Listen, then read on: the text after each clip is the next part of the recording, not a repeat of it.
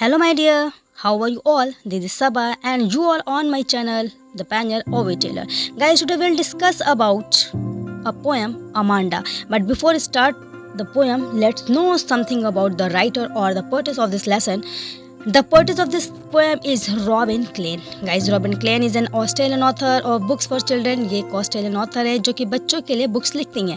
She was born on 28 February 1936 in New South Wales and now resides near Melbourne.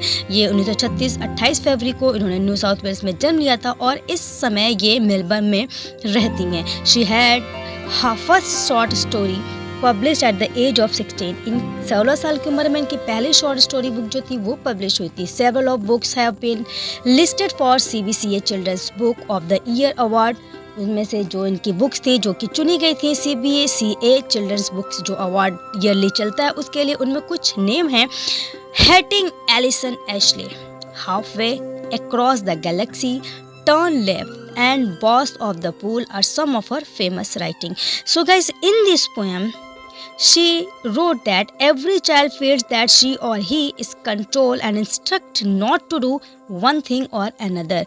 जो बच्चा होता है, चाहे वो लड़का हो चाहे लड़की हो, वो अपने बड़ों के द्वारा यानी एल्डर्स के द्वारा इंस्ट्रक्ट किया जाता है कि उसको क्या करना चाहिए और क्या नहीं करना चाहिए. गाइस, आप लोगों के साथ भी ऐसा हुआ होगा और आपने भी बहुत सारी जगहों पर अपने लिए फ्रीडम चाहिए होगी.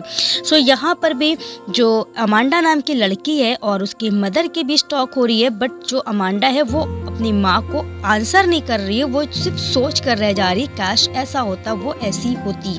उसकी माँ उससे कुछ कहती है तो वो उसके बारे में सिर्फ उसको सुनती है, उसका जवाब नहीं देती है. So start the poem.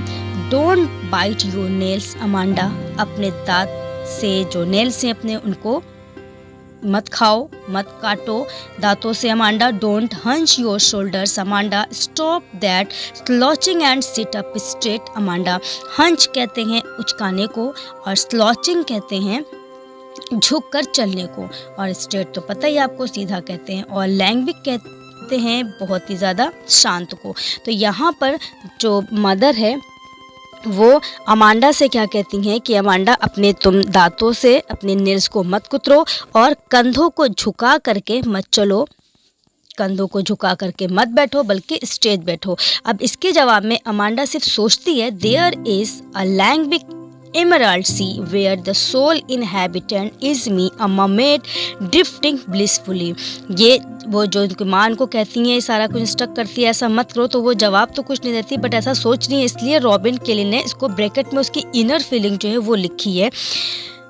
लैंग्विक कहते हैं बहुत ही ज़्यादा पीसफुल को, शांत को. एमरल्ड कहते हैं हरे रंग के जो चमकीला रतन होता है, स्टोन होता है, इसको पन्ना कह सकते हैं. सोल कहते हैं बिल्कुल अकेले, और इनहैबिटेंट कहते हैं वहाँ पर रहने वाले को. मरमेड कहते हैं जो जलपरी होती है उसको, और ड्रिफ्टिंग मीन्स होता है तैरना. ब्लिसफुल मीन्स होता है प्रसन्नतापूर्वक. तो यहाँ पर वो क्या सोच रही है कि यहाँ पर अगर एक बहुत ही शांत हरे रंग का समुंदर होता और मैं वहाँ पर आराम से अकेली वहाँ के निवासी होती, उस जगह की अकेली जलपरी होती और बहुत ही ज़्यादा खुशी से प्रसन्नतापूर्वक मैं वहाँ पर तैर रही होती. नेक्स्ट स्टैंजा जो इस पोएम का है वो भी मदर कह रही हैं अमांडा से. Did you finish your homework Amanda, क्या तुमने अपना काम पूरा कर लिया है, अपना होमवर्क पूरा कर लिया है. Did you tidy your room Amanda, क्या तुमने अपना रूम साफ कर लिया. I thought I told you to clean your shoes, मुझे याद है मैंने आपसे कहा था कि अपने शूज़ को साफ कर लो, क्या तुमने ऐसा किया. अब इसके जवाब में भी अमांडा सोच रही हैं, I am N orphan roaming the street, मैं एक ऑर्फन होती है, ऑर्फन कहते हैं जिनके माँ बाप मर गए हों, यतीम हों, उनको कहते हैं ऑर्फन. क्या मैं वो होती रोमिंग जो यानी जिनका कोई ना होता, माँ बाप ना होते, और मैं स्ट्रीट में टहल रही होती.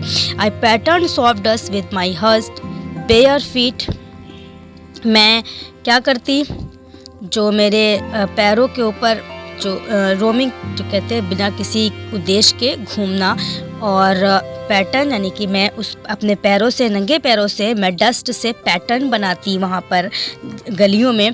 The silence is golden, the freedom is sweet. फिर वो क्या कहती है कि जो साइलेंस है यानी खामोशी, जो वो बहुत ही गोल्डन चीज़ है, लेकिन जो फ्रीडम है, जो आज़ादी है, वो उस सबसे ज़्यादा अच्छी है।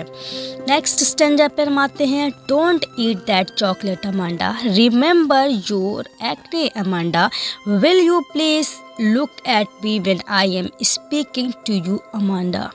फिर मदर क्या कह रही हैं अमांडा से कि तुम चॉकलेट मत खाओ अमांडा, तुम अपने एक्ने को रिमेंबर करो, अगर तुम चॉकलेट ज़्यादा खाओगे तुम्हारे फेस पे एक्ने आ जाएंगे।